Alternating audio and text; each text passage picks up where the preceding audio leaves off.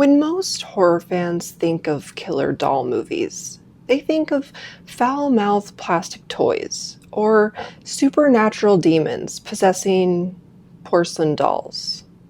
But in 1988, Canada gave us a completely different type of nightmare. A nightmare that doesn't jump out of closets with a butcher knife, but instead sits quietly, staring at you with hollow, anatomical eyes. Imagine growing up with a father that's a doctor, and he uses a anatomically correct medical dummy to teach you about the birds and the bees. Now imagine that your father is also a ventriloquist, and you grow up believing that the medical dummy is a member of the family. And then your parents suddenly die, and you're left in a big house with your sister, yourself, and Pin. I'm Angela, and this is The Real Cult. And if you like weird horror, join us. And if you want to watch these reviews a little bit earlier than everyone else, join us over on Patreon. Tonight, we're dissecting, pun absolutely intended, a deeply overlooked psychological masterpiece, Pin, also known as Pin, a Plastic Nightmare. Directed by Sandor Stern, this movie is a masterclass in deeply uncomfortable tension. The story centers on Leon and his sister Ursula. Their father is a strict, hyper-sanitized doctor that uses a life-size medical dummy to communicate with his children. Whenever the kids have a difficult question about life, puberty, or morality, their dad throws his voice, making Pin the source of all authority and wisdom in the house. Now Ursula grows out of this, like a normal child. But Leon is deeply isolated, repressed, and severely mentally fragile. To Leon, Pin isn't plastic. He's his best friend, his surrogate father, his confidant. When the parents are abruptly killed in a car crash that Pin just happens to be in, Leon doesn't just inherit the house. He inherits Pin. He brings the mannequin home, dresses him in his late father's clothes, and starts living a completely delusional, codependent life. And this is where the movie shifts into a quirky psychological study to a full-blown psychological nightmare. All right, let's go deep on this for a second. Because what makes Pin so brilliant is that it strips away almost all traditional horror tropes. There are no supernatural curses here, no demons from hell. The horror is rooted entirely on severely unraveling mental illness and the terrifying concept of the uncanny valley. Pin is entirely stationary for 95% of the movie. He doesn't blink. He doesn't move on his own. The movie forces us to inhabit Leon's fractured perspective. When Pin speaks, we hear a cold, echoing voice. And for a second, the film tricks your brain into thinking, is he real? Or is Leon almost completely gone?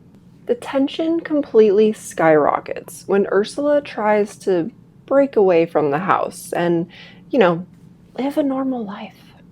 She starts dating a guy named Stan, but Leon, and by extension Pin, cannot handle a new occupant in their carefully controlled, sterile world. Leon begins channeling his darkest, most violent, and protective impulses through Pin. Pin becomes the malicious puppet master, demanding that Leon protect the family dynamic at all costs.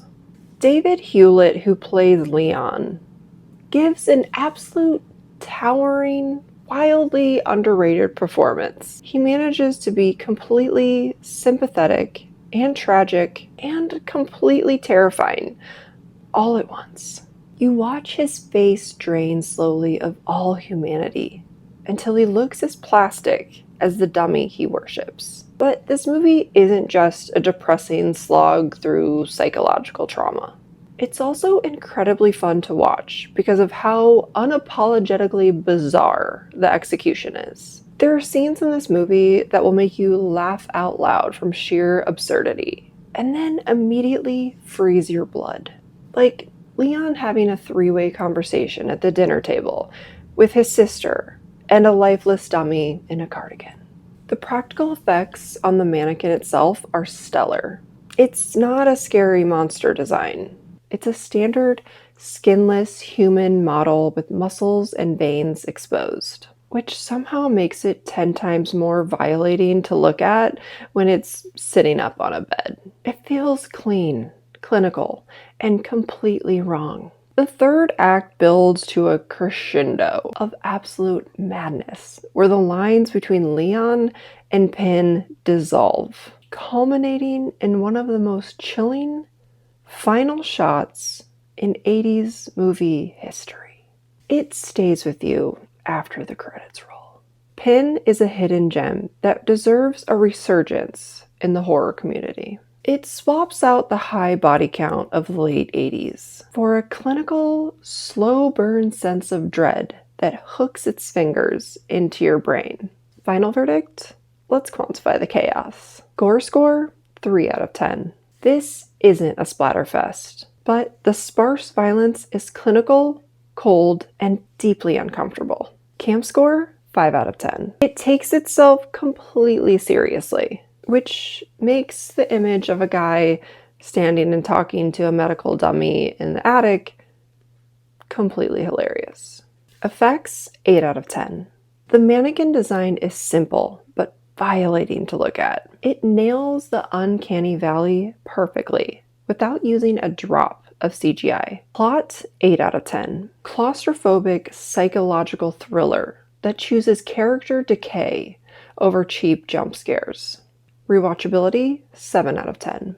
A great movie to show your friends, just to watch their faces change from confusion to distress. Have you guys seen Pin? Or did this one completely slip under the radar? Let me know in the comments. Thank you for watching, liking, commenting, and subscribing to officially join the Real Cults. Okay, bye. We'll see you in the next one.